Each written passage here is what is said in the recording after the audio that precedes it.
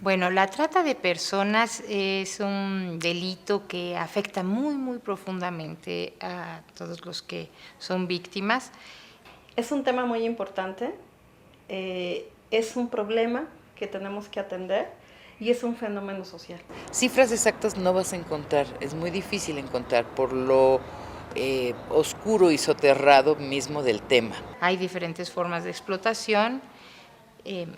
Puede explotarse a la gente en el ámbito laboral, ¿verdad? Prácticamente como esclavos, sin condiciones laborales, sin derechos, forzados, sin papeles por lo general, pero también se les puede explotar a través de su propio cuerpo, se les puede explotar sexualmente, se les puede usar para extraerles órganos, en fin, ¿no? Para servidumbre. Es muy grave en todos los sentidos.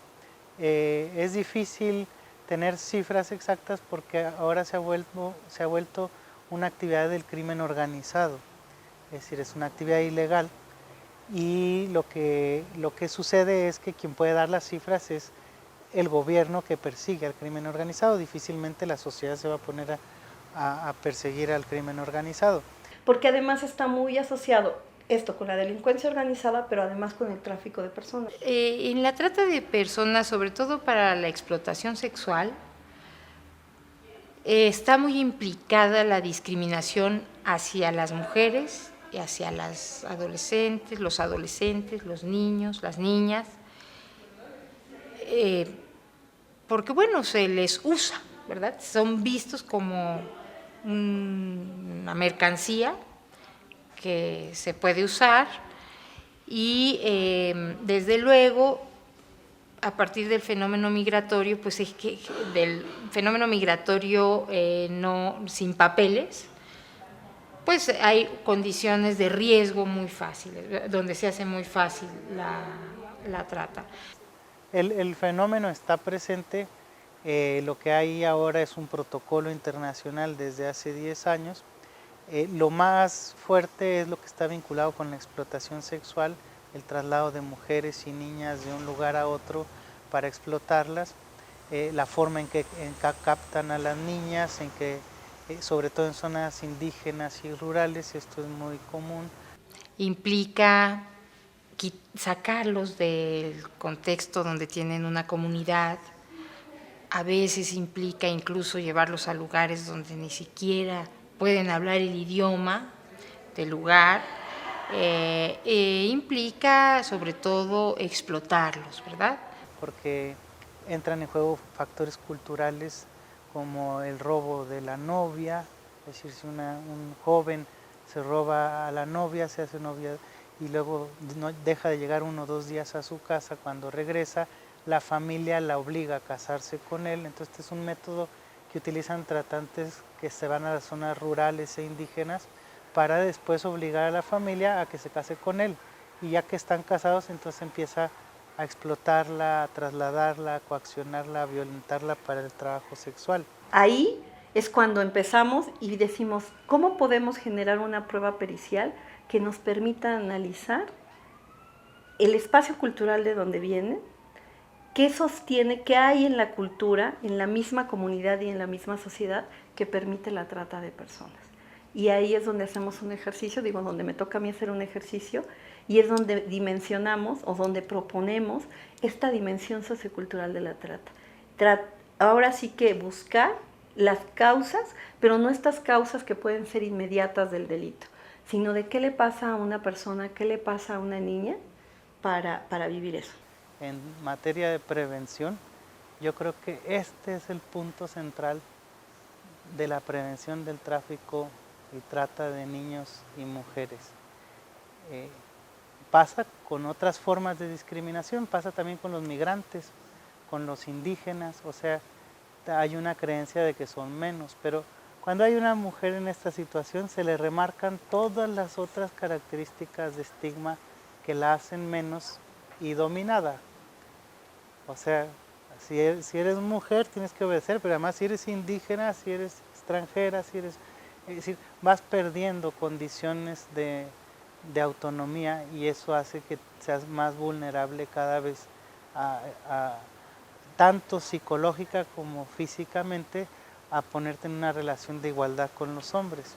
Entonces las redes son dominadas por los hombres y si no son dominadas por los hombres, si hay mujeres involucradas, son dominadas por una cultura patriarcal y adultocéntrica que ve a las mujeres y a las niñas como algo menos.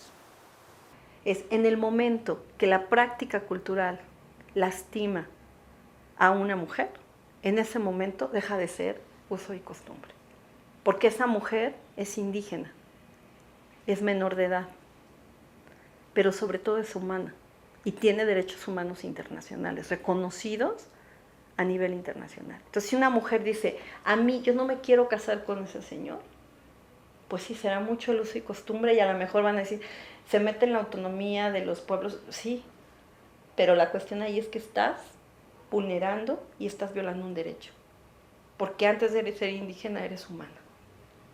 Entonces, eso también habría que plantearlo. Hay cosas que decimos, sí, la violencia hacia las mujeres está muy normalizada, ¿no? Que le pegue, que se la lleve, que la traiga, que trabaje, ¿no? Se ha intentado avanzar, la verdad es que tampoco podemos decir que no se ha hecho nada.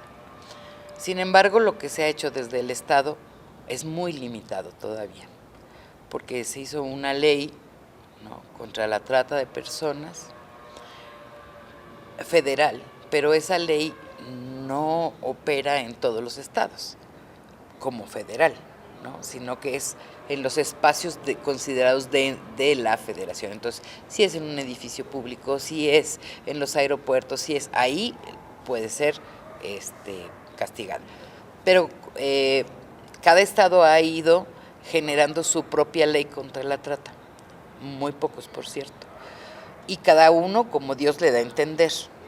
Es decir, no están considerando todos los instrumentos internacionales para garantizar que efectivamente sea a través de estos instrumentos que se atiendan niños, niñas y adolescentes con respecto a la trata. Y entonces hemos estado generando un problema que finalmente va a ser mayor. Decimos nosotros que es el efecto cucaracha, porque se van de estados en donde es más castigada la trata a estados en donde se castigue con muchísimo menos sanción, ¿no? Para mí, como antropóloga social, una de las cosas que yo veo cuando empiezo a trabajar el tema es que se define desde estos dos lugares. O la sanción y la persecución del delito o la atención a las víctimas. Nosotros nos dedicamos a hacer trabajo preventivo y trabajamos directamente en comunidad, pues nos encontramos muchos casos, por ejemplo, de abuso sexual, que es lo que podríamos decir que es más abierto, ¿no? Explotación sexual comercial, sí sabemos que es más difícil de entrar a trabajar porque es más subterráneo el problema.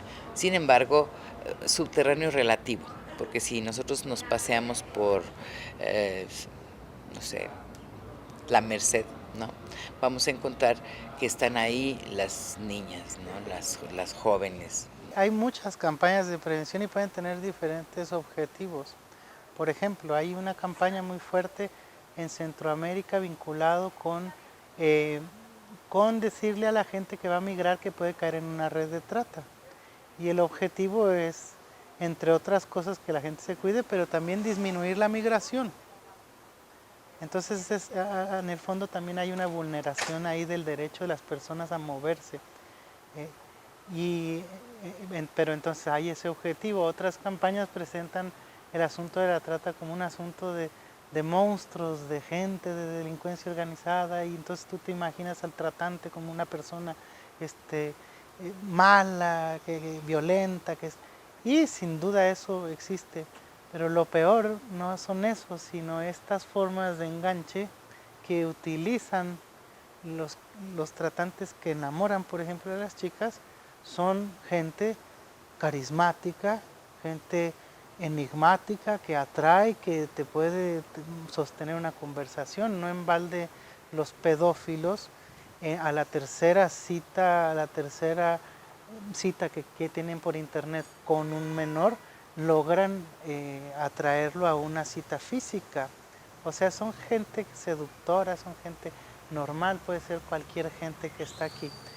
De tal forma que una campaña de prevención, lo más importante que tiene que tener es el asunto educativo de derechos, o sea, que apunta a la autonomía de la persona, a que la persona aprenda a tomar sus propias decisiones, a que aprenda a tener su propia sexualidad y lo más importante, a que tenga una perspectiva de género, de igualdad. Es una campaña que está orientada a eso, es una campaña que está ubicando las cosas de raíz, que le da lugar a la persona, no la trata como víctima, ni como alguien vulnerable o por sus propias características, ay pobrecito porque es niño, ay pobrecito porque es mujer. No, o sea, trata a las personas como personas autónomas, sujetas de derechos, que tienen capacidad de tomar sus decisiones y que tienen capacidad de discernir con quién se relacionan. Es muy triste, pero cada vez hay más niños y niñas migrando solos, en condiciones riesgosísimas, donde hay pues delincuencia organizada que se aprovecha de esa condición. Y la migración en general, no solo para niños y niñas, también que se genera por esta falta de condiciones para salir adelante y para tener los mínimos indispensables para vivir, también es algo que facilita mucho que llegando a sus lugares de trabajo la gente sea despojada de sus documentos y sea obligada a trabajar en condiciones de esclavitud. Es un delito, es un problema que puede ser y es tomado como de seguridad nacional. Digo, en los mismos documentos de la ONU encontramos que la trata de personas está en el segundo lugar o ocupa los 3 primeros lugares junto con el narcotráfico y el tráfico de armas y la trata de personas, que son los negocios más lucrativos a nivel de economía mundial, ¿no? Y tratar de erradicarlo implica que sea multidireccional, una sola cosa no lo va a solucionar. Entonces los legisladores tienen que buscar la mejor manera de tener el delito tipificado. Ahora es un problema para los abogados cómo está tipificado el delito, tienen que hacer eso, pero no lo va a resolver tener un delito, tener una ley, pero que los legisladores lo hagan, lo piensen, pensando siempre en cómo se da la situación. Eso hace avanzar. Los académicos tienen que hacer investigación, la policía tiene que hacer una investigación adecuada para encontrar a los criminales, los actores que están en educación, en salud, todos se pueden hacer. Tener una estrategia multidireccional implica que cada quien haga lo que tenga que hacer y si el problema se vuelve público, también uno puede decidir qué puede hacer, cuál es el alcance que tiene para hacer las cosas. Si yo soy una ama de casa o un vecino que estoy viendo que hay una situación de trata en la esquina de mi casa porque ahí están explotando a una niña en la mendicidad, yo puedo hacer algo y saber qué es lo que puedo hacer y saber que eso que está pasando ahí es trata. Entonces es muy importante porque el debate público hace que todos conozcamos diversas situaciones y podamos catalogarlas como trata e identificar quiénes están actuando en contra de la explotación inhumana de una persona. El principal desafío es caer en cuenta en lo que se daña y caer en cuenta de que hablamos de personas, no de mercancías, y que esas personas tienen el derecho de vivir sin esa violencia, porque estamos hablando de un fenómeno terriblemente violento. Estamos hablando de una práctica que tiene miles de años, que está asociada, de hecho, en algunos de los estudios que ha hecho Naciones Unidas, se llama así, se ha categorizado así como la esclavitud moderna, que finalmente es el poder, el ver cómo son vendidos y vendidas seres humanos, ¿no? En este sentido.